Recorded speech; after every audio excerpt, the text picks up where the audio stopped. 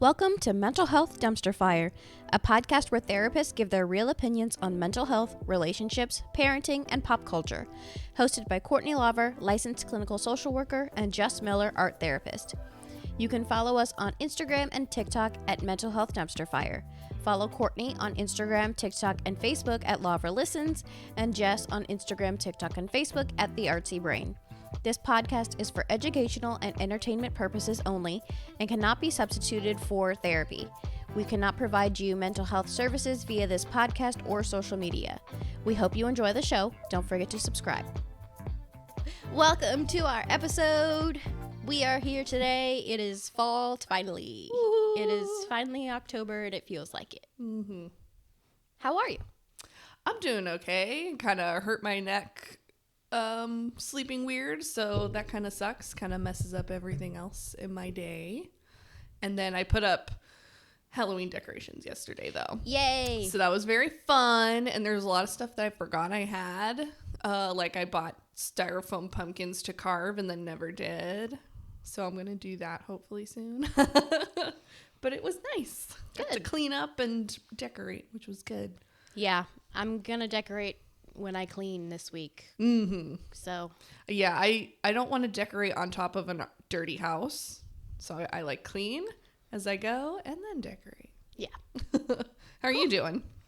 I'm kind of stressed. I wanted to ask, as a fellow ADHDer, do you get task paralysis where you're like super busy and then because you have so much to do, you're like, nope, I'm not doing anything? Yes, because that is happening to me this week, or I guess last week into this week with case notes. Mm-hmm. I've like been putting it off. Yeah.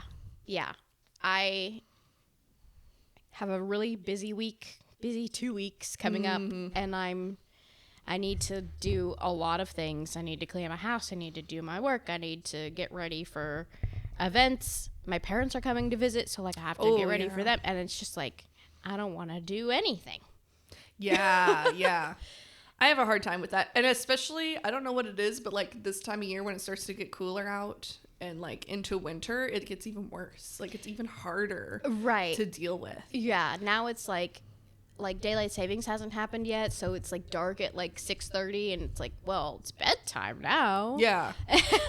Like I keep feeding my pets too early because it's getting dark and I'm like, oh, I guess it's dinner time. I'm like, wait, hang on, it's not your dinner time yet. Yeah, and then on top of like the task paralysis, I have like decision paralysis. So like when my to-do list gets super long, I'm like, I don't want to pick one because then I am not doing another thing. Yeah. I don't understand how my brain works. With to-do lists, I have learned, at least for myself, what I do is like once a week, I make a master to-do list. And then I kind of like sprinkle throughout the week. Little like mini to-do lists. And I try to base it on like, if I know I have a really heavy work day, I'm like, okay, just do one load of laundry. That's all you have to do. That works for me sometimes. Like sometimes I can say like just clean for 5 minutes. Yeah, and that then helps you can too. be done. And then you can be done. And sometimes that helps me. And then other times I get that, what's it called? Pathological demand avoidance where to myself. Yeah. Where it's like, it's not like somebody else is telling me to do something and I'm like, fuck you, I don't want to do that. It's like myself. I'm like, all right, I've scheduled myself this block of time where I'm going to do my laundry. And I'm like, no, I'm not doing that. Yeah. And I do that too. And so my fiance and I have like a to-do, we have lists everywhere. But we have a to-do list in the kitchen that we have for like both of us stuff that we need to do. So like one of the things that's been on there for way too long, and I am so sorry to my fiance about this, but is going through the clothes in our closet and reorganizing them and getting rid of some stuff. Yeah. Especially me, I have way too many clothes. And I just keep putting it off and putting it off and putting it off. And I'm just like, I feel really bad. But I see that note and it hasn't changed wording since we wrote it up there together. And every time I see it, I'm like, fuck you, I'm not doing that today. Even though it's the one thing on the joint to-do list, I'm not fucking doing it. Right, yeah. And it even, like, he even wrote please with, like, little asterisks on it, trying to be, like, nice. And I'm like, you can say it as nice as you want to, or write it as nice as you want to on this list, but it's a demand. And so my brain says, fuck that. Right. And then I don't do it. So, yeah, it's tough. It's such a hindrance. The functioning of my brain is not functioning. Right.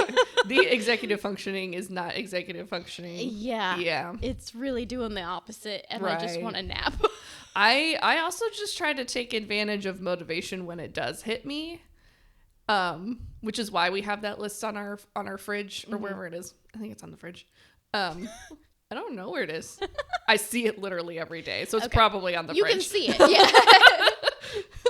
But anyways, like when the motivation strikes, like yesterday, when I was like, I want to clean up the living room and I want to rearrange all the furniture and then decorate for Halloween, and like boom, boom, boom. So I just like kept going.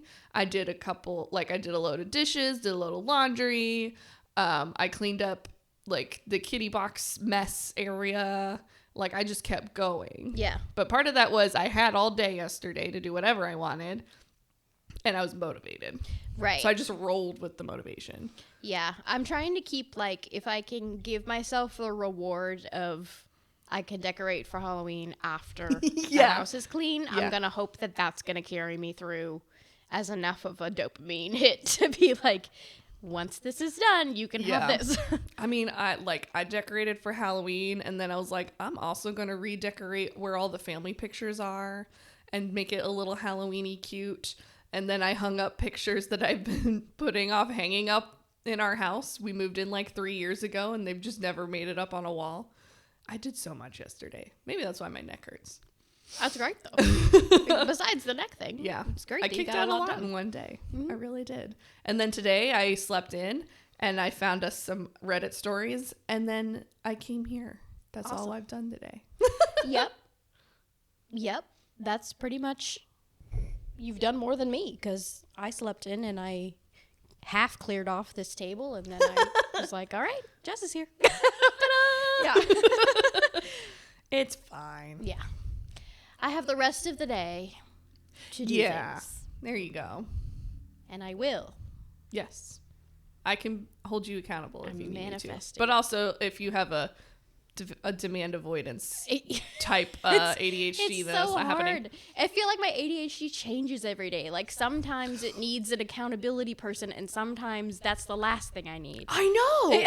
Like sometimes, because I've been trying to exercise more, because I'm like, I'm getting old and bones be creaky and I hurt myself a lot. And so I'm trying to work out more, and I had the idea of like 30 minutes a day, because that's the recommendation. Kitties, they playing.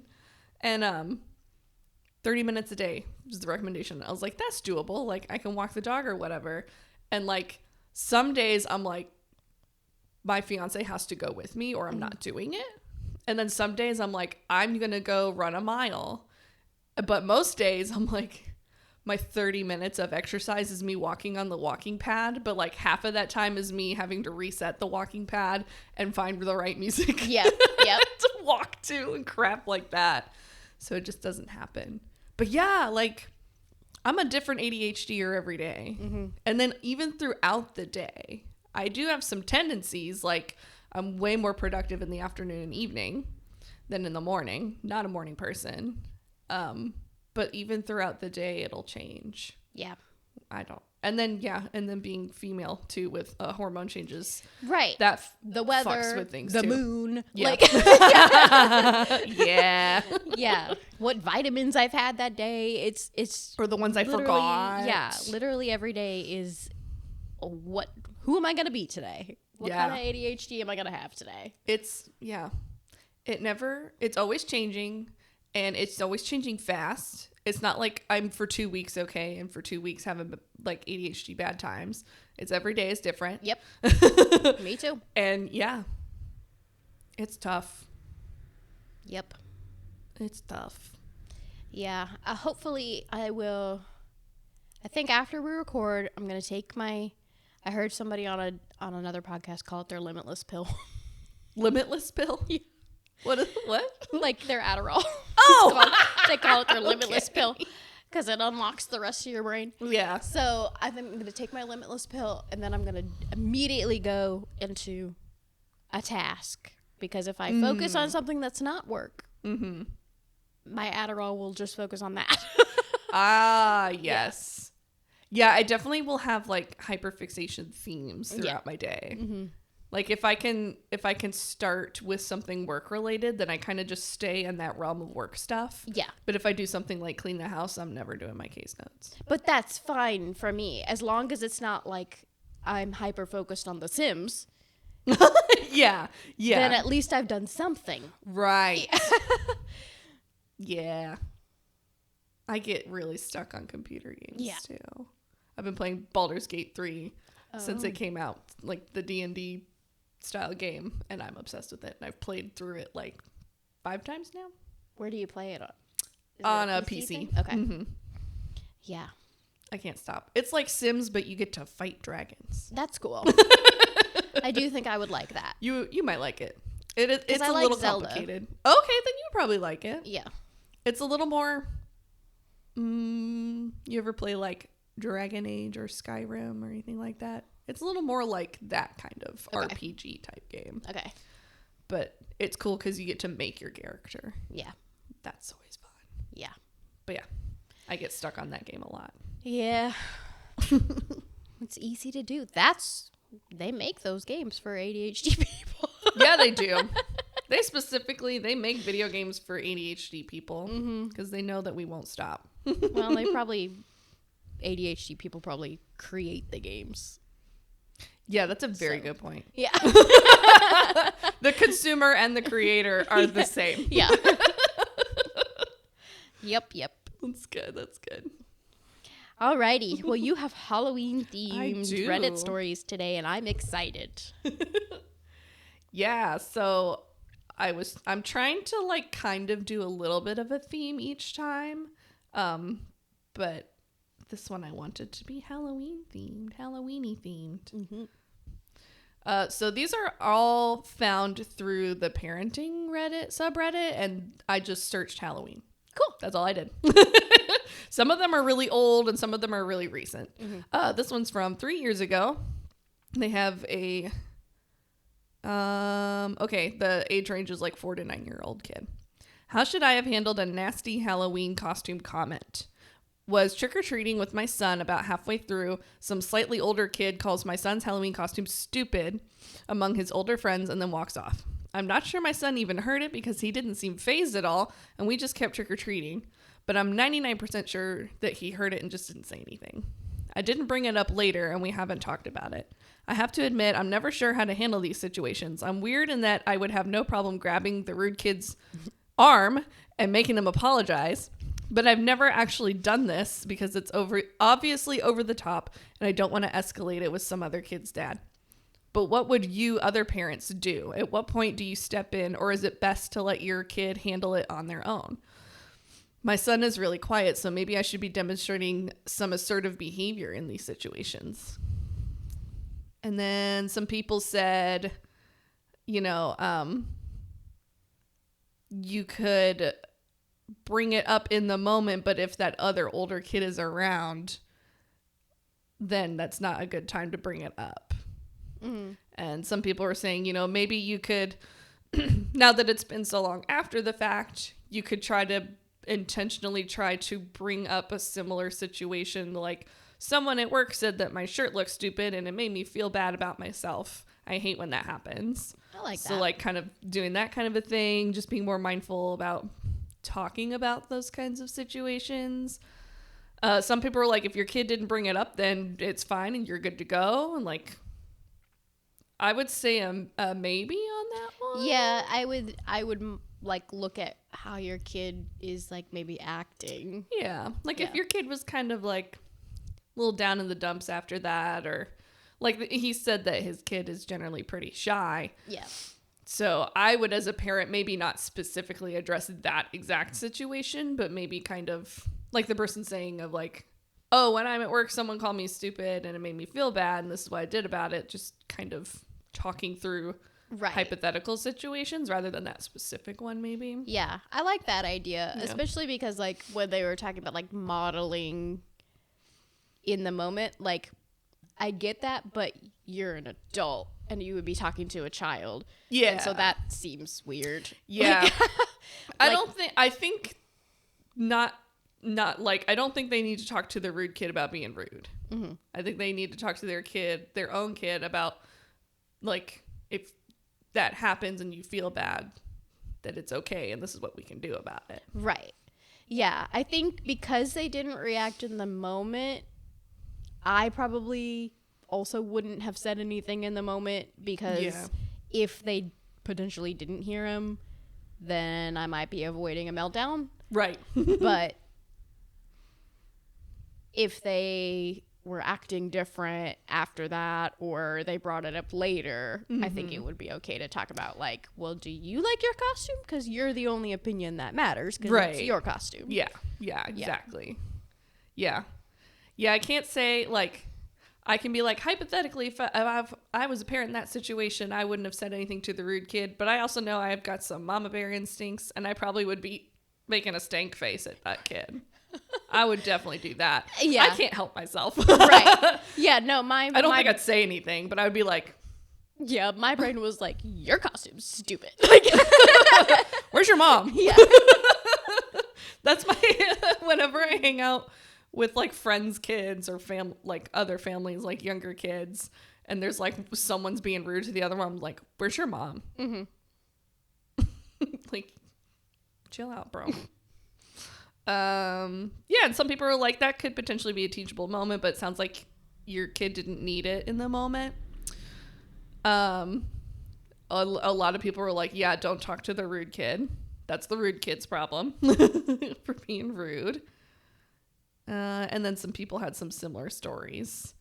One of them is their kid was dressed as a snow leopard, a little 4-year-old dressed as a snow leopard, and someone said something about their costume and made fun of them, and then they were upset about it. But I was like, that's such a cute costume idea, snow leopard. Why are kids so mean? I know.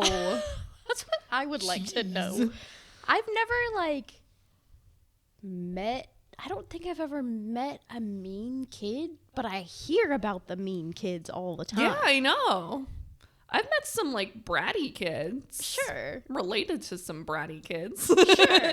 But they're also, like, 6 years old, so it's like, yeah, they're going to be bratty. That's kind of part of being 6. Mm-hmm. So, but yeah, like, being outright rude like that, of like, your costume's stupid. Yeah. Like, oh my God, I've never experienced that in real life. I guess I'm privileged in that way, but. Right. I don't know. I just, like, and they're, like, getting meaner. As time goes on, they're getting meaner. They get real specific with their insults sometimes, and I'm just like, dang, like, ow, that was you really thought about that one. Yeah, can you, like, read my mind and find all my insecurities, because you really picked up on it. Dang. Yeah. Yeah, kids be mean. Mm-hmm. Stop trying to go full screen. Okay. This one is a story, but it's also kind of like a general thing. How old is too old to dress up for Halloween and trick or treat? My 12-year-old still wants to go. This was posted 5 years ago and then was deleted, but is still here somehow. Okay. I don't know how Reddit works. I don't know. It says deleted at the top. Actually, I think that means they deleted their profile. Oh, but not their the post. Posts are still there. Okay, that's fair. Cool. I found it on the internet. It's a free game. How old is too old to dress up for Halloween trick or treat? My 12-year-old still wants to go. My oldest is 12 and wants to go trick or treating with friends this year. Last year he stayed home and handed out candy, but this year he wants to go out again. I feel like 12 is getting a bit up there in age, and I don't really want to shell out money for a costume since I have 2 other kids to buy for. I never trick or treated at this age. Will most people still give them candy? Does it come across as disrespectful, greedy, or trashy at that age? Trashy. That's interesting. Trashy. I'm not against him going completely, but want to make sure this isn't inappropriate before I give him the all clear to buy a costume. Which I think is fair. Like, if you're living in a neighborhood where you think your neighbors might be, like, judgy or mean to your preteen for dressing up for Halloween, then I might be like trying to gauge the situation.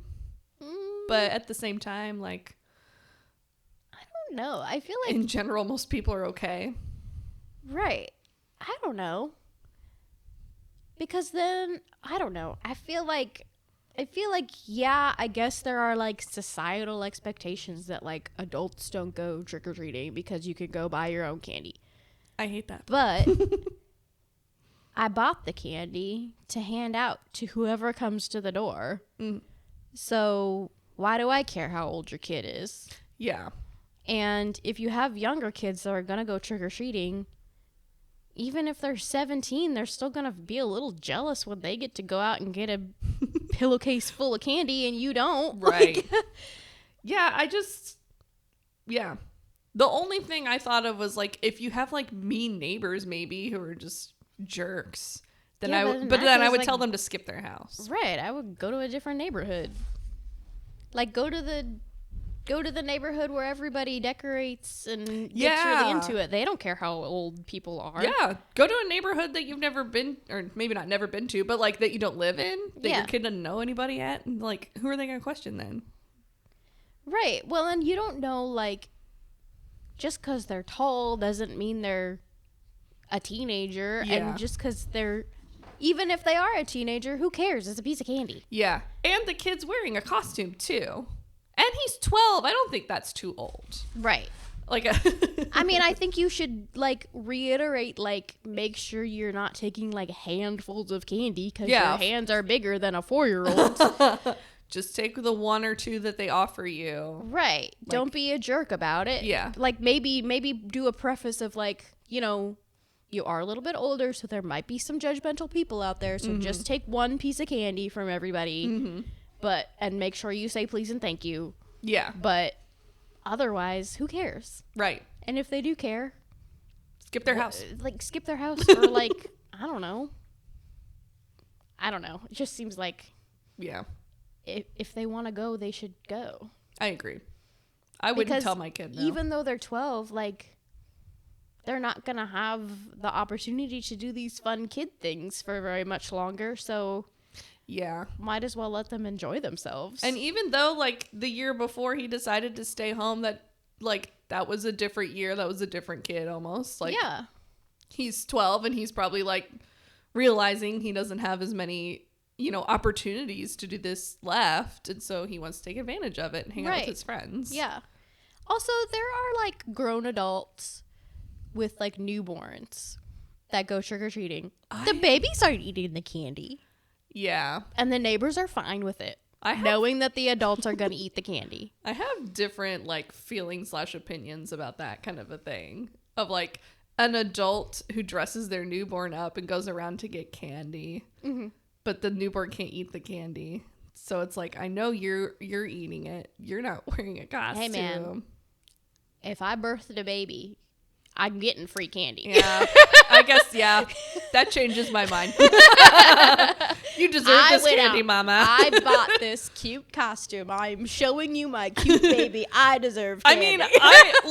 I mean, when I have kids, will be dressing them up and showing them off for Halloween. Right. I'm not going to expect candy in return, but I wouldn't be mad about it. But if somebody gives you candy, I wouldn't be mad about a little Twix bar. That's fine. Yeah. That's what I say. Yeah. I'm saying I don't have to buy candy this year because I have a baby. We're just going to go around and look cute, dressed as a pumpkin. Exactly. Yeah. No, I think if your kid wants to trick or treat, they should be allowed to trick or treat. Yeah. I know that people get judgy about the teenagers, but for the most part, the teenagers know that it's for the kids. Right. And they're not gonna be rude and, like, steal your whole bowl of candy. Yeah, not if you're right there. Right. Yeah. Yeah, and some people too were saying in the comments were saying, like, this person, if a 12, 14, or 16-year-old shows up at my door in costume and politely says trick or treat, you bet your ass I'm giving them candy. Better to be out running around trick or treating than doing. And then they list a bunch of bad stuff. Okay. But I think that's totally fair, too, because what else is a teenager going to do on Halloween, if they don't want to hand out candy. Mm-hmm. And they're going with your other kids. Like, what a cute moment to be like, oh, siblings. Right. Yeah. Some responsibility and some independence, which helps like boost their self-esteem a little bit. So that's nice too. And even if they just go with their friends, again, some self-esteem boost from that independence. And like, that's nice too. So I think it's cute. They can go. They're 12. That's fine. 12 is not 12-year-old dressed up in a costume is not too old. Adults dress up in costumes, but instead of trick-or-treating, we go to each other's houses for parties. Right. Because that's our replacement. Candy, but we're still like, look at my costume. Yeah. I dressed up. Oh, real quick. Yeah. Have you seen this debate online about the blue trick-or-treat buckets? I remember there being a thing about like you have a different colored trick-or-treat bucket to represent something, but I don't remember what it was. Yeah. So there's this debate online about buying autistic kids blue Halloween candy buckets to indicate to the people who they're trick-or-treating with that they're autistic, so they might not say trick-or-treat or say thank you, and not to be rude to those kids because they're autistic. And I am, most of the people that I saw were my friends, so I agree with them. But like the consensus that I saw was like, that's dumb. If a kid doesn't need to tell you what their diagnosis is to be accepted and be given a piece of candy. Yes. If a child forgets to say thank you, don't take their candy away from them. Right. Or refuse to give them candy because they didn't say trick or treat. You don't know what that kid's going through. Yeah. And whether or not they're autistic doesn't mean they deserve candy or not. Yeah. As soon as you started describing that to me, I was like, I see the intention, but I don't think it's good. Yeah, I don't think it's right. Yeah, I don't know why we need to tell the whole world my child is autistic. Right. And functions differently. Every autistic kid is different. Yeah. There are plenty of autistic kids that will say thank you or trick or treat. And there are plenty of kids who aren't autistic who will forget or not feel like it. And some kids are shy. Right, or are shy and don't know. Yeah. I don't know. But I was like, why are we outing all the autistic kids? Yeah, I don't like that because that's not dealing with the problem. The problem is the people handing out the candy are not being like accepting or accommodating of differences. Right. Which is like a societal issue we have. Yeah. Yeah. So like having the kid walk around with a blue bucket to indicate they're autistic, I don't like it.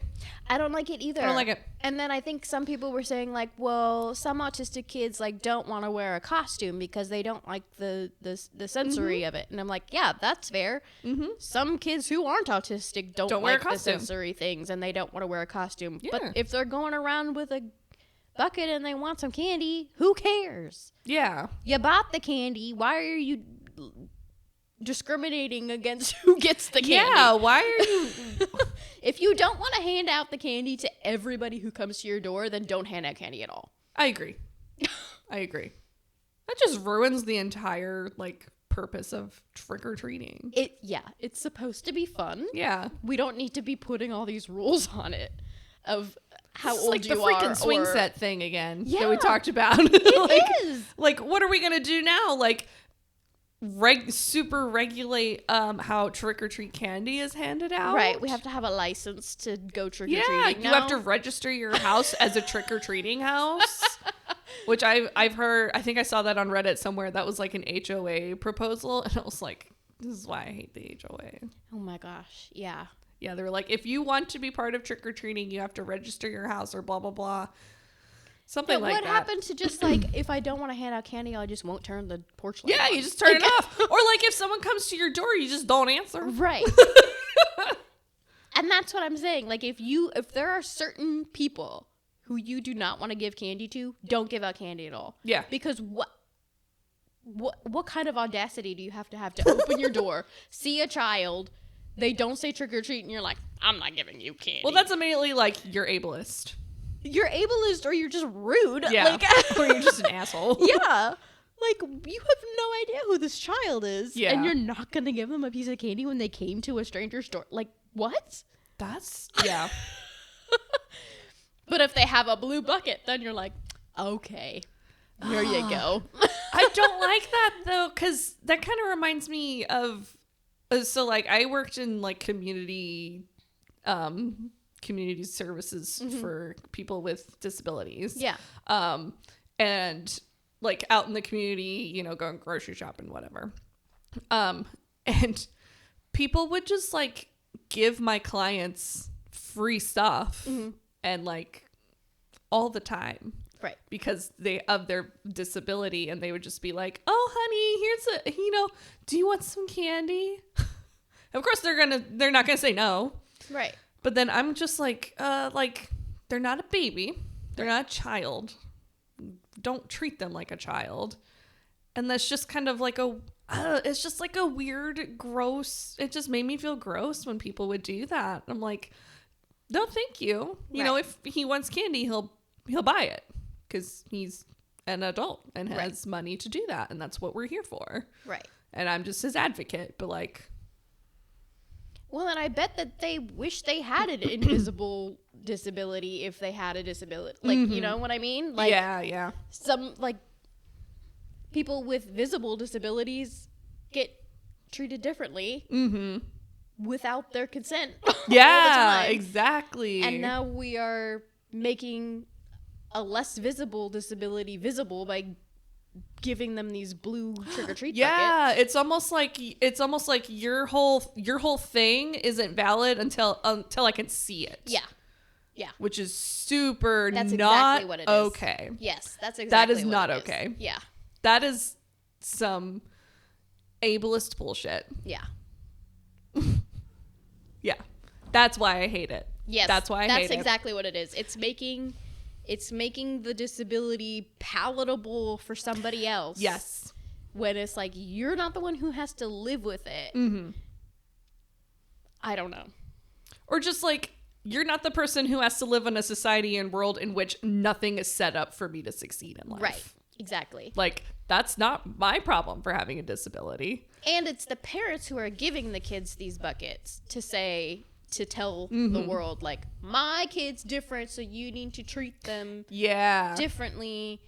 And I'm not gonna, I don't know, like, either they're not gonna expect them to follow the same social norms as everybody else, or they're gonna be like, it's okay for my kid. Everybody else's kids has to do this, but my kid's special. Like, I don't know. And then they're just kind of modeling that weird ableist perspective for their own kid. Yeah. Too. Yeah, I don't like it. Yeah, they're outing their kid. Yeah. Not their kids. They're outing their own kid for their disability. Yeah. Don't like that at all. And if your kid, why are you letting a bucket? Ooh, sorry for the weeble wobbles. And then he lays down. I didn't do it, Mom. I think it was Oscar. Wow. Well, and then you're letting a bucket do the explaining when, if a neighbor has a problem with how your kid trick or treats, like, then go stand up for your kid. Right. And be like, actually, he doesn't have to say trick or treat. Give him a piece of candy. Yeah. Which is something I probably would do. Right. Yeah. Again, I see the, like, intent behind it of, like, wanting to protect their kid, kind of. But it's not. But I don't think that's correct. what they're doing. Yeah. I don't think that's what it's doing. No. Because if you want to protect your kid, then go up to the door with them. And if somebody gives them a problem, go tell then that rude defend your kid. Karen. Right. That she's being an ableist asshole. And that she shouldn't be giving out candy if she doesn't want to see all the kids. Right. Okay. Yeah. Well, I think, with the different color pumpkin things, I do remember someone saying that there's like a color pumpkin bucket you can carry around if you have an allergy. If your kid has an allergy. I remember that being one. But also, like, you can just teach your kid not to eat the things that are going to cause right. You should be reaction. checking your kids' candy at the end of the night anyway. So just take out the candy they can't eat. That's a lot for the neighbors to remember, to be like, purple. Like, which one's purple? Let me get my chart out. I know. That's why you, like, put the bucket down, and then I'm like, I really hope your kiddo knows they're allergic to peanuts or not. Right. I think either neighbors should, or just don't buy there should be more allergy-friendly options for people to buy at the store to give out to people. That would be nice. And parents should be going through the candy at the end of the night anyway to make sure, I know that was like mostly a myth, but like make sure there's no razor blades in there. Right. And then, and then like also your kid needs to learn at some point what they can or can't eat. Right. So, like, go through the candy with them or help them learn to pick out which candies they can eat. Or say, oh, sorry, you only have Reese's Peanut Butter Cups. I can't eat those. Like, right, yeah. Yeah. Yeah. I don't know why. If your kid is allergic to something, let your kid know. Yeah, your kids should know what they're allergic to. Yeah, that's like a safety thing. You can't be dependent upon every adult in their vicinity to be responsible for that. Because that's a lot. That's too hard. Yeah. Okay, interesting. Okay. Yeah. Okay. Sorry for the tangent. No, it's Halloween related. Yeah. Okay, so this one is a Halloween parenting Reddit from a year ago. 5-year-old son dressed up as Elsa to school Halloween parade. Cute. I know. That's what I said. It's like, that's adorable. I bet there were so many Elsas there.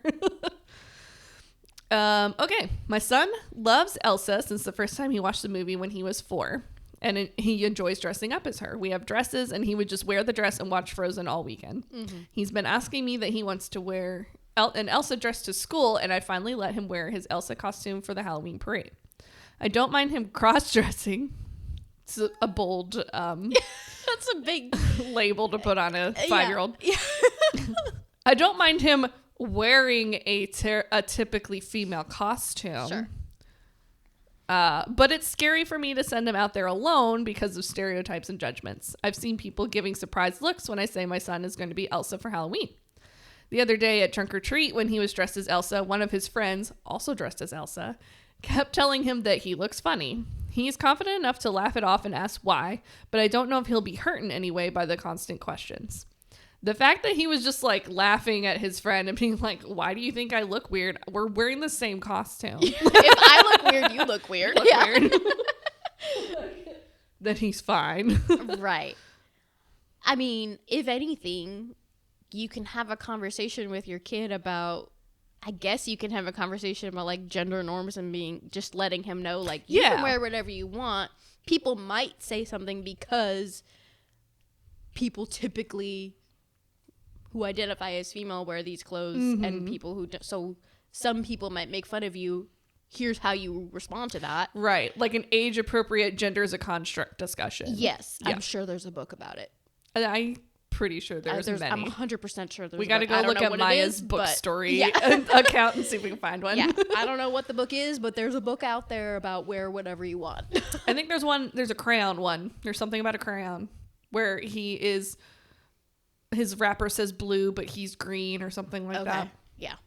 I think having a discussion like that with your kid in general should be done. But in this case where, like people might be weird about it, just being like a reminder of like, hey, people are weird about gendered things because society is weird about gendered things. So here are some ways you can respond appropriately. I mean, he already knows. He knows. That's it. You look weird too. We're both dressed as Elsa, you goob. Yeah.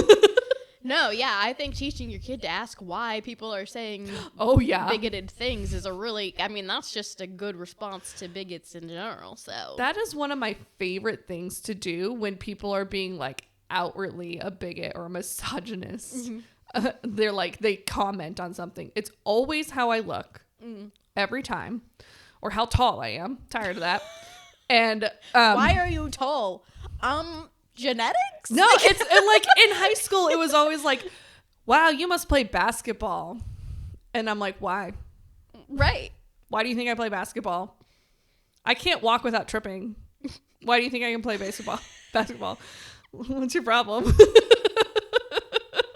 Or like, because I'm a horse girl. So I did horse shows growing up. And I was always too big for the like girl-sized riding equipment. So I had to wear the unisex or boy or adult ones, which is not a big deal. But like they would like at the horse show people would be like, why are you wearing that?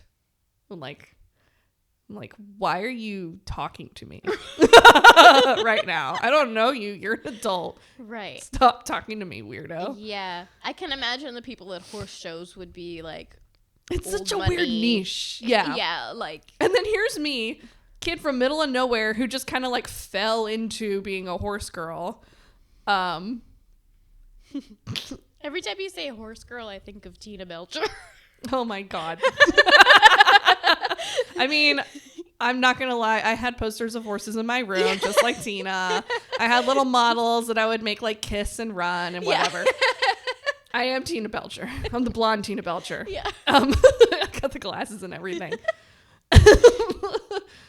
But yeah, something about the horse world, and it's specifically the like, there's English and Western style. It's the English style people that like very specifically very traditional. Yeah. They're very like uppity and like it takes a lot of money to do their sport. And so if they see people like me show up with holes in my knees and like, you know, not wearing the proper gear, then they're going to comment on it. And I always loved it because I would always win the competitions where it was based on the rider ability. And I was always like, fuck you, lady.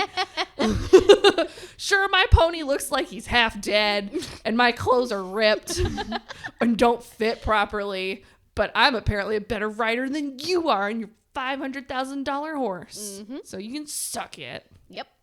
I always felt good about that. I lost every other class, but I won that one. Yep. And that's what you tell your kids to do too. If somebody makes a comment, you just say, well, I'm better than you. So. You can tell them if someone comments on your appearance or your ability or anything like that, you can ask them, why is that a problem for you? Why are you talking to me about this? And then, yeah, don't care, bye. Yeah. Say, wow, did you just get off your time machine from the 60s? Yeah. Who are you? That bully from Back to the Future with the car? Right. Whatever his name was. I don't remember, but yeah. That's what you acting like right now. Right. Yeah. Because unfortunately, as we were saying, kids are mean, adults are also mean. Yeah. And they can't keep their opinions to themselves. They're wrong opinions. They're entitled mean. Yeah. For no reason to be entitled. They shouldn't be talking about it. Right. Yeah. Very interesting. This is something that I've never heard of before, and I want to know what you think about it before I say anything. Parenting from a year ago. I'm going to say the username because it's funny. It's General Barnacle. Okay. I just thought that was funny. Okay. Switch Witch this Halloween. Has anyone tried doing the Switch Witch with your kids and their trick-or-treating haul? From my understanding, kids pick out their favorite pieces of candy and set the rest on the doorstep overnight for the Switch Witch to swap out for a toy. I think this sounds like a great way to limit their candy, but it'll be a test for my 4-year-old's willpower. Anyone have success stories, lessons learned, or things you do differently next time? So I've never heard of this before. I've never heard of that either. A Switch Witch. And I'm assuming the point is to make sure your kid does not have 5 pounds of candy that they're eating all the time. Yeah. So trying to control, basically portion control almost, just how much candy that they have from trick-or-treating. Yeah. To me, my instinct is to say, if it works for you, go for it. No. I think there are other things that you could do. For example, not letting them eat it all in one day. Yeah, you teach portion control Right. for candy, which is usually like 2 or 3 pieces a day. Yeah. Depending how tiny your child is. Right. Or, while you're trick-or-treating, like setting a rule, like only take one. Mm-hmm. Because depending on how little your kid is, there's only so many houses they could go to. Right. So if they're only taking one, they're not going to have 5 pounds of candy anyway.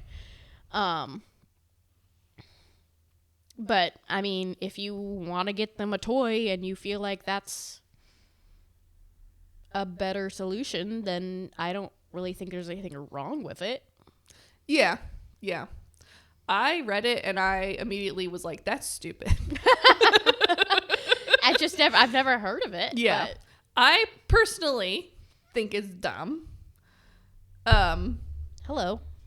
Don't bump your head. Ooh, he's sliding right under it. You silly boy. Yeah, I personally think the switch witch thing is kind of dumb. But like you were saying just, make sure your kid's just getting 1 piece of candy per house, because that's the general rule anyway. Except at my house. Really? When kids come to my house to trick or treat, I'm like, if you want 3 handfuls, you take 3 handfuls. You're so cute. We only ever get like 3 or 4 trick-or-treaters at our house, so I do the same thing. Yeah. And I know some of the kids too, so I'm like, I know you like Reese's Pieces, so I got you Reese's Pieces this year. But yeah, like making sure your kid's only taking the 1 or 2 pieces that are offered, and then you put the candy up where they can't get it. Seriously. And then you don't give them 2 or 3 pieces a day. You give them the 2 or 3 pieces if they ask, and that's the 2 or 3 they get that day. Because this is what's going to happen. Because this is what happened when I was a kid. You're really into your candy for like a week. And so you want it every day. It's fine. Here's your 2 or 3 pieces of candy that you asked for today. Right. You'll have to wait till tomorrow to get more. And so you like pick out special the 3 that you want or whatever, and those are what you get. And you don't say no. You just let the kid know, hey, this is the limit and this is your day, and you'll have to wait another 24 hours. And most kids are okay with that. And then eventually they kind of forget about it, or it's not as big a novel thing anymore. And so they ask less and less. And instead of just being like, oh, do you want your allotted daily candy amount today? You just kind of like let them not ask. Yeah. And so whenever they bring it up 2 or 3 days later, maybe they skip like a whole week without asking for it. Like the kid's it's not gonna be as exciting after like a week or so. Yeah. And so they're not gonna ask as much. Right. And then making it known before you go trick-or-treating, hey, when you get all your candy, you can have this amount on Halloween night, which my parents did like free-for-all style. And then after that, you only get 2 or 3 pieces a day. And you have to come ask me, because I'm going to hide it, or not hide it. I'm just going to put it somewhere you can't reach. Yeah. And then that keeps the kid from eating all of it at once. And then eventually they're going to kind of forget about it. And that's what my parents did. And we would have candy last until like the New Year. And then when the New Year hit, that's when they would put all the candy in a bowl and bring it to the New Year's Eve party. And then you just, you eat it there as a family or whatever. And then after that, you say it's expired and you throw it away. Yeah. Or you put it by then, it's not good. You pick out your favorites and then toss the rest, whatever. Yeah. But yeah. No, I think that's I think anything where you can like just say like, this is the expectation. Right. We keep the candy on top of the fridge, and mom and dad are the only ones that can get it down and allot how much you get, because otherwise it's going to be under the bed and you're going to have ants and roaches and they're going to keep it for a year, and then you're going to be like, why are you eating Halloween candy in April? Yeah. Easter's about to happen. Calm down. Yeah. But no, I think you're right. I think if it's just an expectation and you're just like, this is what we do, then the kids are not going to fight you on it because especially if you're not saying it like because otherwise you're gonna eat it, you're gonna get fat and blah blah blah. Like if you just say it as like, this is what we do. Yep. 9 times out of 10 kids are gonna be like, okay, because they don't know. Yeah. They don't need to be scared or shamed into not wanting to eat their candy. Yeah, I see the intention behind a switch witch. I don't like that they get a toy. Yeah, that was my thing too. Is like, I guess they earned the candy by going trick-or-treating, so you want to like replace it with something else instead of just being like, you can't have this.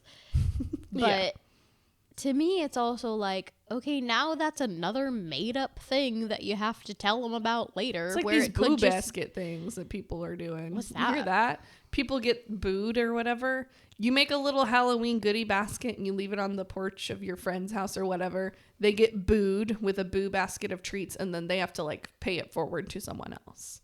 Well, I think that's cute. I think the Switch Witch to me sounds more like Easter Bunny, Santa Claus, where you're later going to have to be like, no, that was just a thing I made up because I didn't want to deal with you. And like it's like the lollipop or the pacifier tree. Right, or like the elf on the shelf. Yeah, like, you have to do this, or you have to be good, or this is gonna like. Can we just like make rules for our kids that they have to follow all year long, and not have an imaginary creature that's making them be good? Because can we just parent them? Who are we respecting here? Yeah, the elf on the shelf, or your parents? Like, yeah, exactly. Yeah, I hate Elf on the Shelf. I never had it, but. I didn't either. I don't get it. I had friends who did though, and I'm like, y'all are traumatized from this little demon living in your house. Yeah, I don't get the elf on the shelf. I've seen too many videos of kids like they get so upset, freaking out because somebody touched the elf. And I'm like, y'all, it's a toy. Like, yeah, you're fine. My God. Yeah. Yeah, I don't know. I don't know if I like the switch witch thing. The only reason I don't like the boo basket thing is because I'm terrified that it's going to happen to me, and I'm going to be like, I'm not prepared for this. I think I need the option to opt in or not. Oh, yeah, I think that's fair because it's going to be like a friend group thing where like 2 friends go all out and they spend like $200 on the boo baskets, and then you get it and you're like, I have a candy bar. Here's all my old Bath and Body Works I haven't opened yet. Yeah, I went through my closet finally, and here's all the clothes I want to take to Goodwill. Yep. I put it in a boo basket. Yeah, it needs to be more of like an organized like Secret Santa thing where it's a $20 limit. Right, and we know what's going to happen. You choose if you want to be part of it or not. Yeah. Also, if someone leaves someone on my porch for more than like 6 hours, someone's going to steal it. Right. So... yeah, or like that doesn't work in the city. There, a raccoon's gonna come get it. Like, yeah, I need you to text me right when you're gonna bring in the loop of this thing. Yeah, no, I think that's fair. Yeah, I get freaked out about Secret Santa stuff too, though. I feel so much pressure. Yeah, to do that. I don't know what it is, but I'm like, oh, okay. Yeah, I get it. I put a lot of pressure on myself giving anybody any kind of gift. Mm-hmm. Like, yeah. I like to make gifts for people for the most part. And I like doing that or like shopping for gifts for people. But I don't know, there's something about Secret Santa that freaks me out. I think it's because it's so random. So like sometimes it's someone that I've maybe met twice. Yeah. And I'm like, I don't know this person well enough to get them a gift. Right. No, if I'm going to do Secret Santa, I want to be the one to organize it so that I can make everybody fill out pieces of like questionnaires about like, what's your favorite things? Yeah. And those kinds of things. Like, give me a wish list. It's like, here is your person's name with like some of their favorite things. Yeah. To get you started. Yeah, that's a good idea. I like that. It still freaks me out. Mm-hmm. Okay. All right. So this one is from 2 months ago, more recent. Are we too chill with spooky media and my Halloween loving kid? That's a good question. I love this story. My kiddo has loved spooky things as long as she's had the ability to express it. I'm not so much into it. I've never really liked Halloween or scary spooky movies or stories, but I'm trying to learn for her because it seems important to who she is. It started at like 20 months. I'm assuming she means the kid's 20 months old. Almost 2. Yeah. Yeah, almost 2. Mm-hmm. I hate math. She found a rat skeleton in the Halloween display at Target, and it became a prize thing for her. A fake one. Okay. Yeah. A fake rat skeleton that they have at Target. She became emotionally attached to it. Okay. As, small children do. They find a weird thing that they really love. And she would not put it down. Her most favorite costume is the Minnie Mouse Witch, and she wears it all year to play pretend. She watches Halloween specials of different preschool shows all year round. Starting last year, we just kind of leaned into it. We're a movie family and watch movies together frequently. After watching the Mickey Halloween special for the 800th time, we decided to watch The Nightmare Before Christmas to see if she liked it. She adored it, and Frankenweenie, and then Coraline. We let her watch the first 2 Harry Potter movies after she saw some of my Harry Potter stuff in my office, and her favorite part was Aragog, which is the giant spiders that attack the car. Mm-hmm. That part, which is one of my most hated parts of the movie. But this kid loves it. Her 5th birthday is coming up right before Halloween. She wants a Nightmare Before Christmas party. I was excitedly telling one of her friend's moms, who is also my friend, because I had some spooky but not scary fun ideas for the party. But she expressed concern that the party theme was too scary for kids their age, and I got the vibe she thought it was weird that I let her watch shows that are more for like 10 or 12-year-olds than preschoolers. Mm-hmm. I feel like it's fine. She doesn't act out, have nightmares, or spook other kids. She's well balanced with many interests, including princesses, ballerinas, unicorns, baking, swimming, etc. Spooky things are not a frequent topic of her play with other kids. We moderate content, too, in that we watch things that are still geared for kids, just ones that are maybe a little bit older than her. No horror or gore, mostly just fun spooky. Am I wrong to let her explore her spooky Halloween girl interests, or should we try and pull it back to more age-appropriate media? I mean, I don't think it's age inappropriate. Like, yeah, I guess like Coraline and Nightmare Before Christmas are for older kids, but they're still kids. Yeah. Coraline is scarier in my opinion than Nightmare Before Christmas, but I know some kids who are into spooky stuff like that kind of scary. Yeah, I think she just sounds like a kid that likes creepy things. Yeah. And I know a lot of people who are like that. Right. I am interested in like the psychology of people who are super into like horror, like all year round kind of thing, because I'm not. So, and I know a lot of people who are. Yeah. So I'm like fascinated by like, is it trauma? Is it like a special interest? What is this? Yeah. But I have met kids too.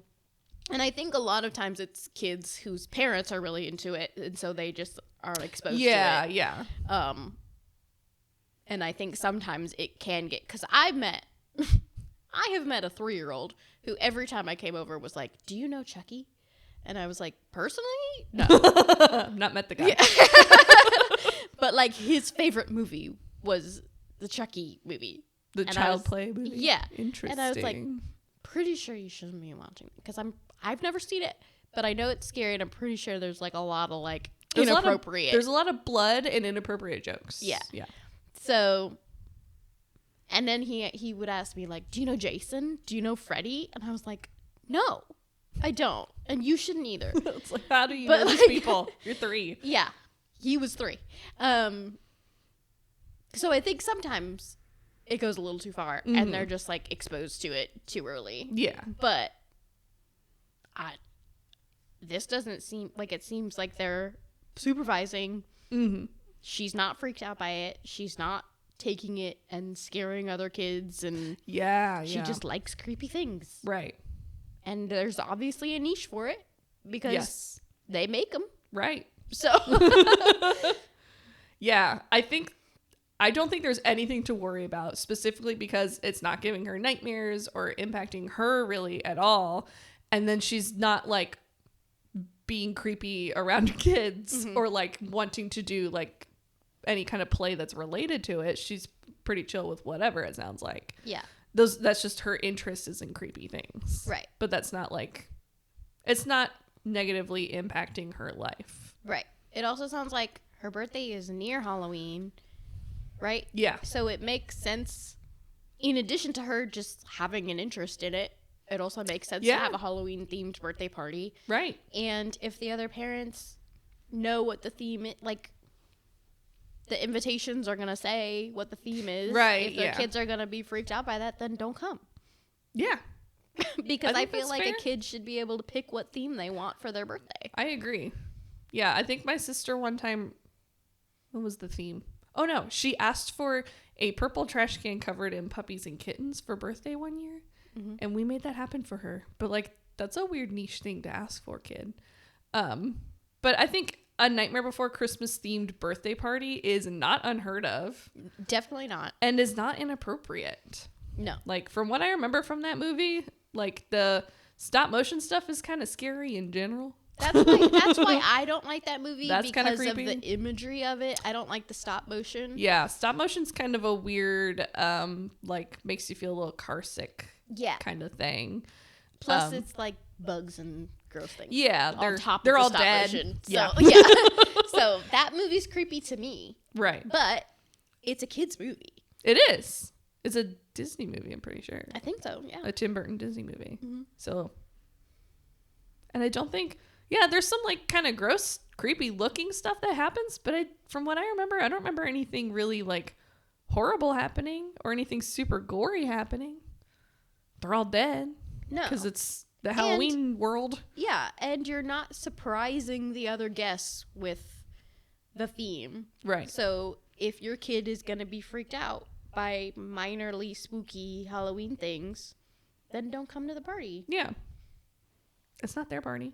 She's not, I don't think she'll be offended because she's still getting the party she wants. She gets to have the creepy cool party that she wanted all along. Yeah.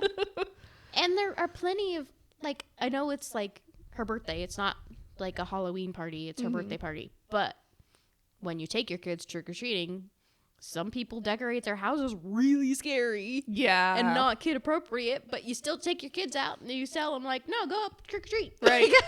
Ignore the zombie, Yeah. beheaded zombie body in the tree. Right. Just go get your candy. It's Yeah. okay. Yeah. So, like, pick and choose what you're going to expose your kids to, I guess. I agree. I agree. Oh, okay. This is kind of related to the blue Halloween bucket thing we were talking about. This is from a year ago from Parenting Reddit. Ended trick-or-treating after just 5 houses. My five-year-old has no problem saying please and thank you, as well as ringing the bell and the customary trick-or-treat or happy Halloween. I don't expect my 7-year-old, who is more shy, to ring the bell or even explain her costume to the curious, but I do expect basic courtesy at her age. Saying thank you instead of just turning around and running off. But my wife is annoyed. She says now is not the time for a lesson. It never seems to be the right time, though, either. If she can't be courteous, then I won't bring her out. And then there are several edits to this. Yeah, that was very short. Yeah. Okay. So they clarify. This is a half rant, half am I the asshole post. First edit. 1, I asked her several times to say happy Halloween or trick or treat and not just stand there with her back to people. And I also reminded her to say thank you. 2, I prefer to stay at the curb, but my wife wants to be up close, which forces me to also stand closer since I don't want to be creeping up by the sidewalk by myself. I don't know what that has to do with anything, but yeah. Okay. I didn't end the trick-or-treating. She did, the child, chose to stop. So she said she wanted to go home. Wife is saying now is not the time for a lesson was in response to me saying that she had to say thank you. Wait. My wife saying now is not the time for a lesson was in response to me saying that she had to say thank you, not to me ending trick-or-treating early. Because, again, the kiddo wanted to stop trick-or-treating. So he's trying to kind of force the kid to like say thank you and like do the happy Halloween or trick or treat, thank you, bye-bye, the whole shebang. Trying to force her to do it, basically, it sounds like. Yeah. Edit number 2. Some takeaways. 1, doubling down on noting when she does well with strangers and reward anything that looks like progress. So these are some things that he's going to do moving forward. 2, ask her how I can help or let her just take the lead. Yeah. 3, get better at setting expectations ahead of time. Yes. And then he goes on to say that, after they ended trick-or-treating because the kiddo asked to, they went home and it didn't ruin Halloween. They had popcorn, they ate candy, had dinner, watched Night Before Christmas, played games. That's age inappropriate. Right. But they did all the all these Halloween activities, even though they didn't go trick-or-treating, because you can do more than just trick-or-treating. And then I guess people were being rude because he has a couple of things about people, you all need to calm down. And I was looking for a place for advice, not to be yelled at, but also you post on Reddit. So and the way you worded it at first, you didn't. You sounded like a jerk. You didn't clarify that she wanted to stop trick or treating. Yeah. There was literally no information in the beginning, so it sounded awful. So I think that's why he popped back in here to make these edits. But yeah, so how do you feel about if a kid is shy or maybe nonverbal or communicates differently, like the parent forcing them to say thank you, hello, or trick or treat, happy Halloween? Yeah. I think one of his last edits about setting the expectation before you go and then kind of prompting but not forcing, because if you set the expectation and then you say, if you don't do this, we will stop trick-or-treating, then I guess that's different. But you also have to know your kid, because if your kid is a shy kid who is scared of talking to strangers, first of all, what kind of standard are we holding our kids to? Do we talk to strangers or do we not talk to strangers? That's confusing. Because there are so many times when the expectation is don't talk to strangers, except on these days. Halloween, when there's a fake Santa. If a cashier talks to you. Yeah. Yeah. When a waitress asks for your order. Right. There's so many rules that we set as these blanket things, and then we're but not here. How dare you be rude and not talk to the stranger? And if there's too many exceptions to a rule, it's not a rule anymore. Exactly. Right. It's really hard to teach kids social rules and social expectations, because there's not ever a blanket thing. Don't get into a van except for our minivan, or your friend's van. Yeah.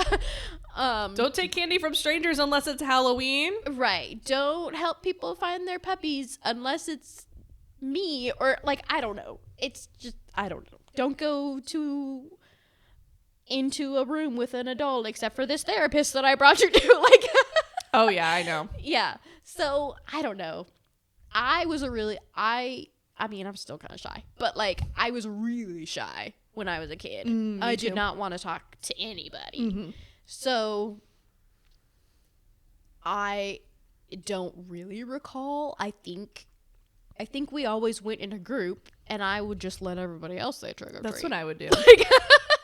Because even if I said it, they probably wouldn't have heard me. I let my older, louder cousins go first. Exactly. And just swooped in behind them. I'm just here. I'm just in the line. Yep. One of my mom's favorite stories to tell about me is one year when we went trick-or-treating, and we were in a group of family friends, and the kids went up and the parents stayed at the end of the driveway or whatever. Sure. And my mom didn't ask until we got back to the house, did you say thank you? And I said, oh, no, I forgot. And I went back to every single house and I knocked on the door and just said thank you. Oh. So that's one of my mom's favorite stories to tell about me because I was like horrified. Everyone thinks I'm a horrible person that I would have terrible manners and not say thank you for my candy. But I would not hold that standard to every child, and I would not expect to have a good time if at every single house I said to the kid, say thank you. Like, right. Like, right. I can imagine that's would lead to a kid being like, you know what? I'm done. I don't we want can to go home. The pressure is not worth the candy at this point. Right.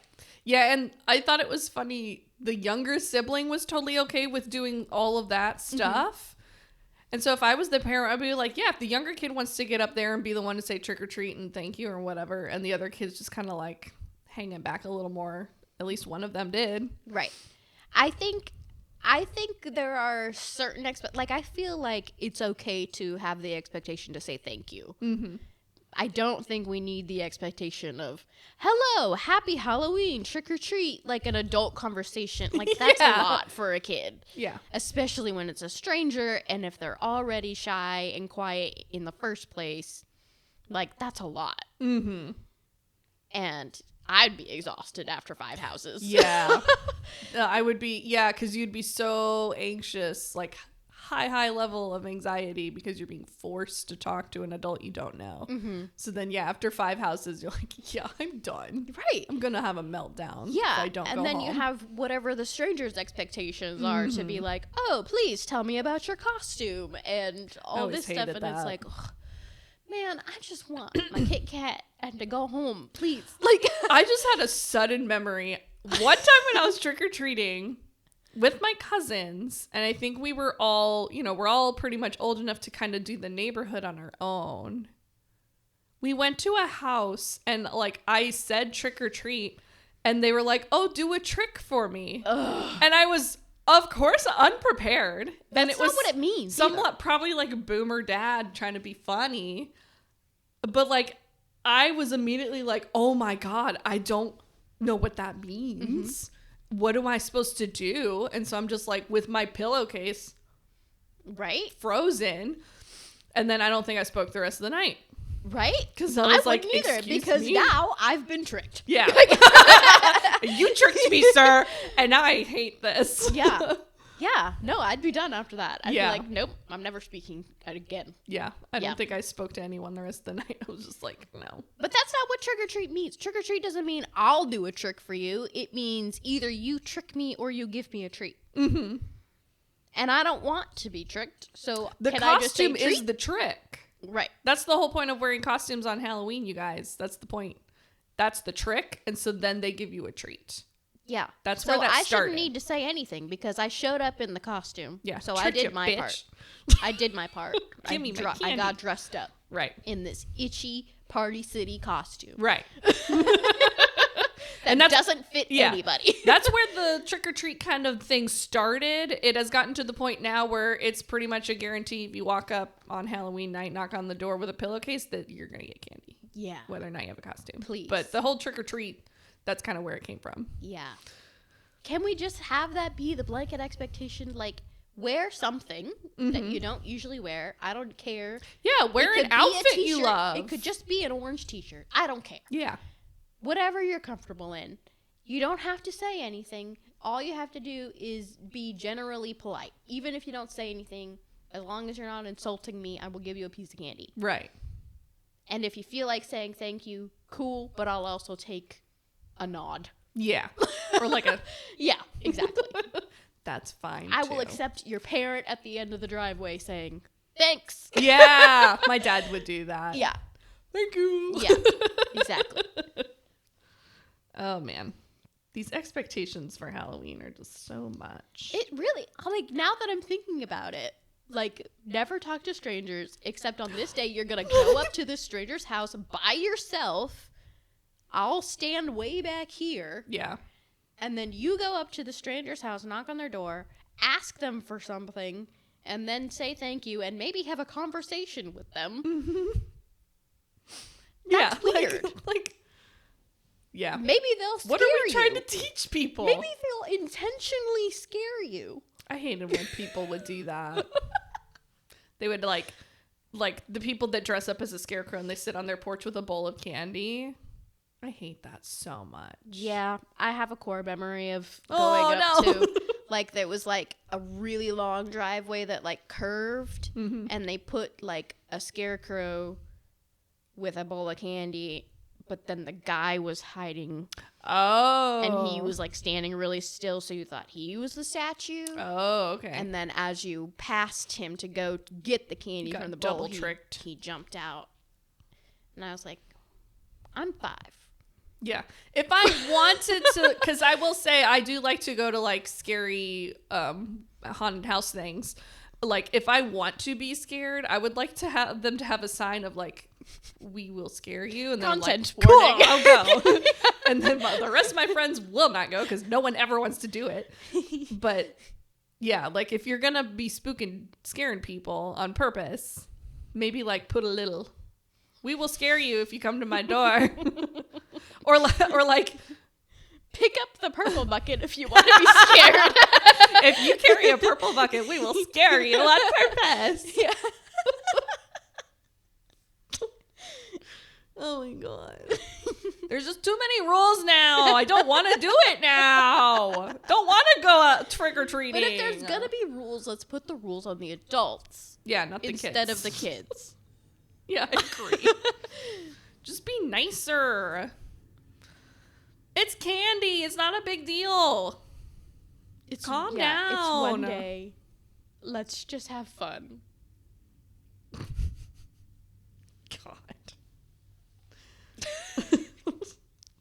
Okay, my next question is... Yes. What do you think about the freaking yearly Jimmy Kimmel... Where the Is that when he's like, I ate all your candy? Yeah, where he asked the parents to film them pranking their kids and being like, I ate all your candy. All those kids need therapy now. They're all crying. That's so upset. It's not funny. It's really sad. Yeah. It's really upsetting. And then they said, this is hilarious. Let's put this on national television. Yeah. And not just the internet. And it's not just one video. It's a compilation of several people like horribly breaking the trust of their child. Like, that's fucked up, dude. Well, and then it's like, it's cute, but it's also sad when you get the kids who are like, that's okay, Mom. You wanted the candy and you ate it. Kid gentle parenting you for eating your candy. I mean, those I feel a little better about. I'm like, all right, so we're not like putting a high stakes or like a high premium feeling on candy. Right. Versus some kids who are like, candy is my life right now. Right. Yeah. You took that away from me. And a lot of times it really reveals like what the parent-child relationship is. When the kid's like, I hate you. And it's like, okay, well, I get a glimpse of what it's like at your house. Yeah, that's true. Yeah. You kind of like fast track to the problem there. It's like a sick experiment. Yeah. Yeah.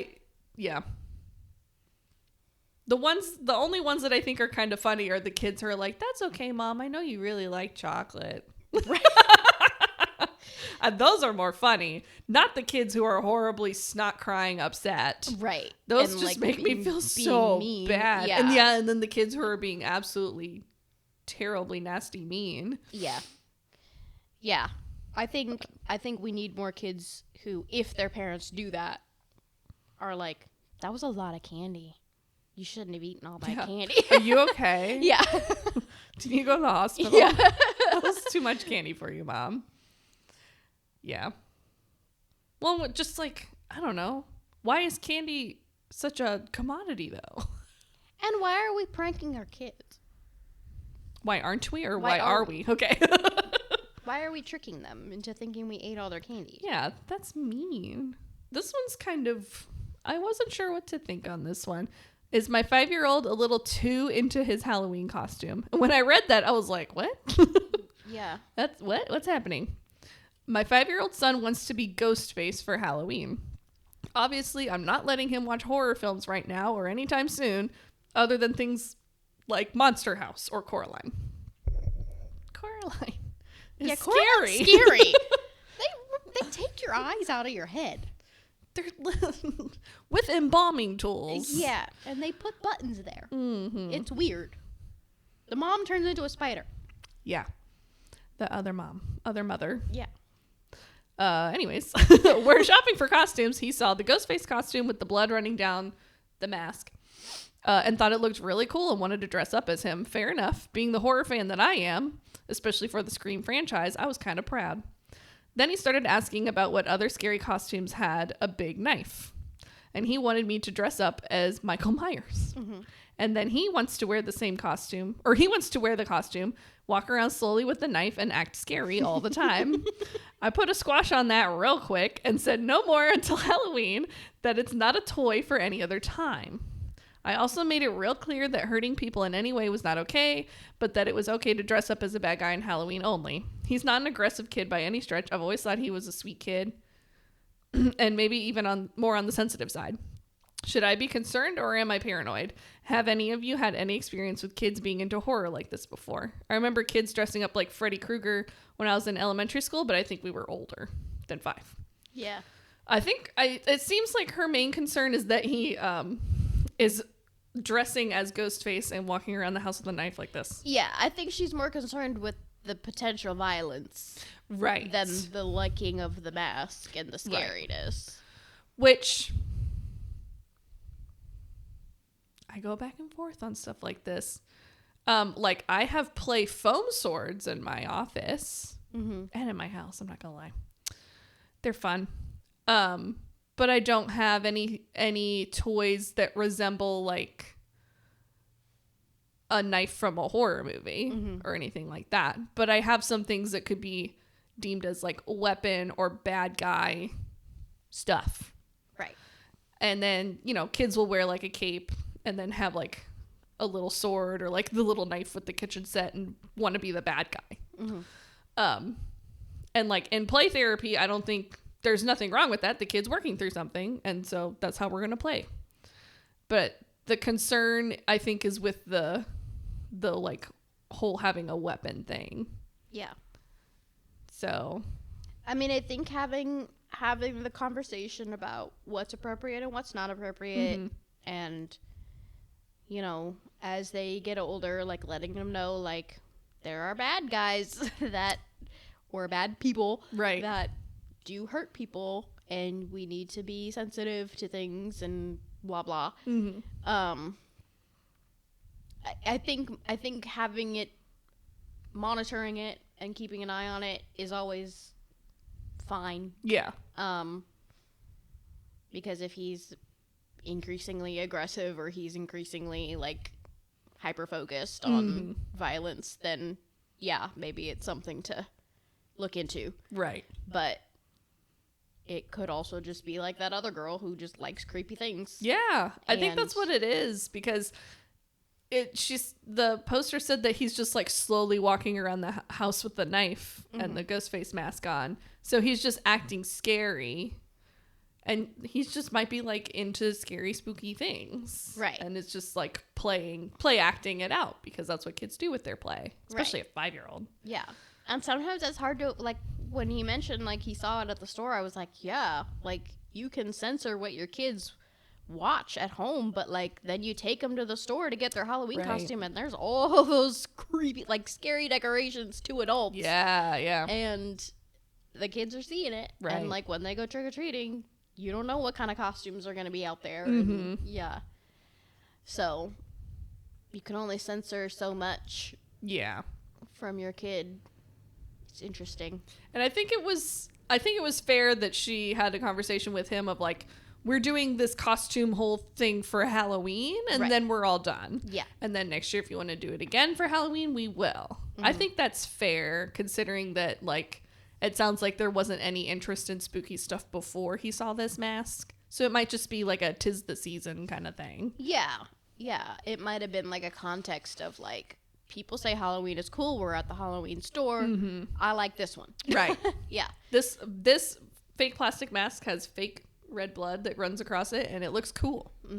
I think pretty much every boy I knew in elementary school had that mask. Yeah.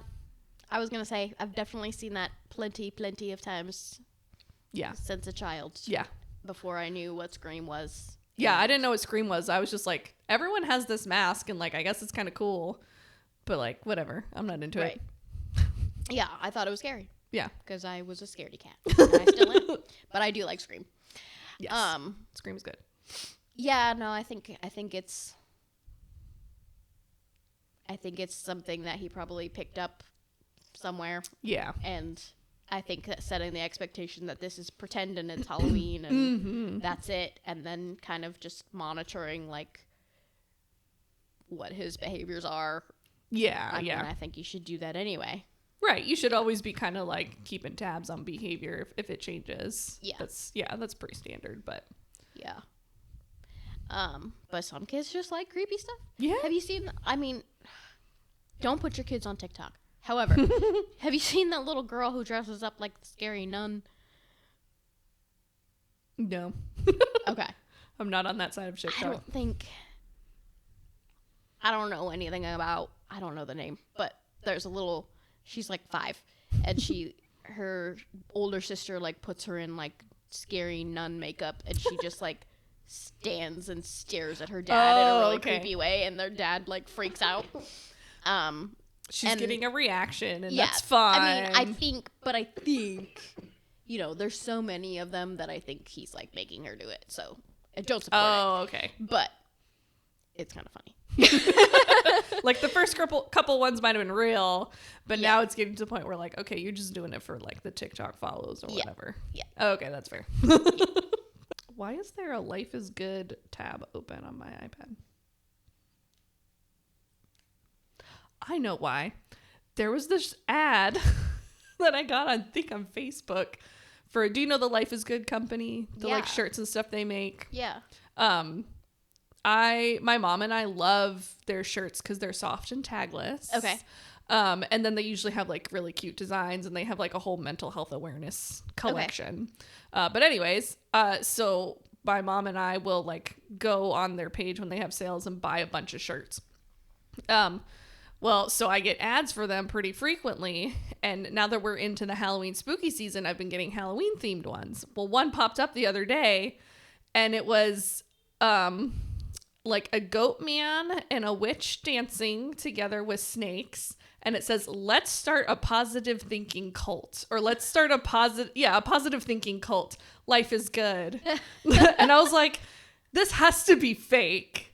This can't be real. And I looked it up, and it's a real shirt they have. Wow. So I might get that shirt because I thought that was really funny. That is funny. But I was like, this is a very specific targeted ad to me, but I want it to be real. And then it was actually real. Yeah. So I was very happy. Well, there are plenty of cults that advertise positive thinking. I know. That's why I thought it was funny. Yeah. Let's start a positive lifestyle cult. Okay.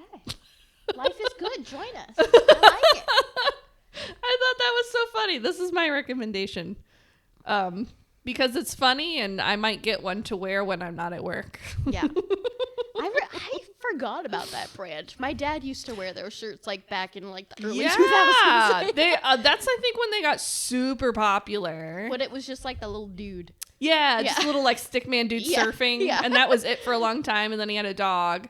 Well, now they have all kinds of really, and some of them are really, really pretty too. Mm-hmm. But yeah, they have a whole mental health awareness line, I guess. They have really good quotes on them. They have some like Carl Jung quotes. I really like those. Cool. So I can wear those to work, but maybe not the join a cult one.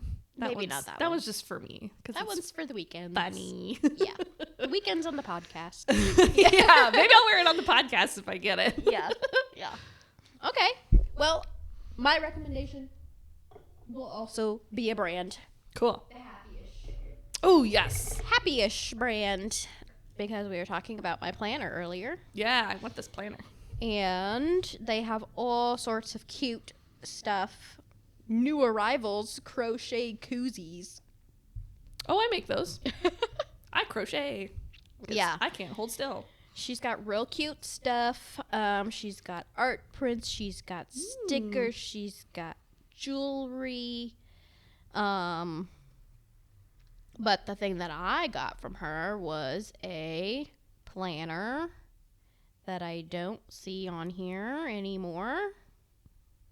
Oh, it's undated though. I was thinking maybe they're pulled them off because the New Year's coming up, but No, yeah, it was undated. And when I bought it, I put a note in there that it was like, I'm gonna buy this all the time. So if she took it down, it was a personal attack against me. Maybe she's making a new cover because she's I'm looking through her bestsellers to find the planner, but on the way, there's a sticker that says sorry for trauma dumping. There's a keychain that says hot girls hit curbs. My friend has a bumper sticker that says that. She's got crocheted scrunchies. She has pill cases. One says IBS survivor. Girl, where is your planner? Are you kidding? You better have it, because I was wanting to get one. Take back my recommendation. No. Yeah, no, that's not on her website. I'm very upset. No. It was like specifically advertised as an ADHD planner. Yeah, because I follow her on Instagram too, and I've seen her post about it before. Yeah, that's how I found it. What the heck? Are And they? I They're not bought even like sold out. They're just not on there. I don't see it. It's not on her website. No. Because under stationery, it just has like a notepad, like sticky notes. Well, Ma'am. we want it back, please. And she said, psych, bitch. She said, I don't like your feedback. Fuck off, Courtney. I don't want your business anymore. I guess not. Well, you know what? I'm going to recommend her anyway because she's cute. She is got cute. Cute little Y2K themed stuff, but she needs to bring the planners back. Her Instagram is cute too. Her little posts. So I guess I'll continue to recommend it, but everybody tell her to bring the planners back. Yeah. And don't hate us for the mean things we just said. It was we were in an emotional state because we want your planner. I don't think I was mean. I think you were mean to me by taking the planner away from me. When I said I wanted it, I was going to buy more and you took it away. What am I going to do? I guess we're going to never have planners again. I guess not, because I made my own like planner sheets on Canva. Yeah, I've done that too. And then I printed them out, and then I was like, I'm never going to use these because they're not in a notebook. Yeah. And I'm not going to pay to do that. No, but I'll pay somebody else to do I'll just buy like a whole other thing from someone else for approximately the same amount. The same or more. So, I don't know. But, okay, well, that's that, I guess. That's we're struggling today. Yeah, I don't know. I feel sad now. Don't let that impact your motivation. Where's my planner? God. I won't let it impact my motivation. Let me manifest it right now. I will be productive today. I will not nap all day. Yep, that'll do it. All right.